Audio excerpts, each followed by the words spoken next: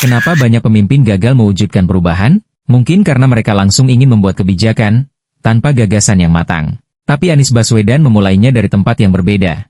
Dari pikiran, dari nilai, dari narasi yang membentuk arah. Dalam video ini, kita akan telusuri bagaimana 3 prinsip utama Anies gagasan, narasi, dan karya membentuk banyak kebijakan penting selama dia memimpin. Dan kamu akan paham kenapa cara berpikir ini membuat perbedaan besar. Anies Baswedan bukan hanya dikenal sebagai orator yang piawai, tapi juga sebagai pemimpin yang selalu memulai langkah dari gagasan. Dia percaya, tanpa pemikiran yang kuat, karya hanyalah tindakan tanpa arah. Contohnya, saat ia membangun Jakarta sebagai kota yang manusiawi, dia tidak mulai dari beton dan aspal. Dia mulai dari pertanyaan, kota seperti apa yang membuat warganya bahagia? Dari situ lahirlah narasi kota kolaborasi. Ia tak segan mengutip para pendiri republik, yang juga membangun bangsa ini dari ide besar tentang kemerdekaan, keadilan sosial, dan persatuan.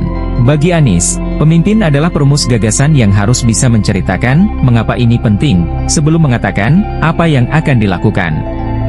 Baru setelah narasi itu dipahami dan dipercaya publik, karya bisa diwujudkan. Mulai dari Jakarta International Stadium hingga revitalisasi trotoar, semuanya lahir dari gagasan besar. Kota ini milik semua orang, dan semua harus merasa punya ruang. 3 kata, gagasan, narasi, karya, bukan sekadar slogan, tapi cara kerja Anies. Dan mungkin ini juga yang dibutuhkan Indonesia ke depan.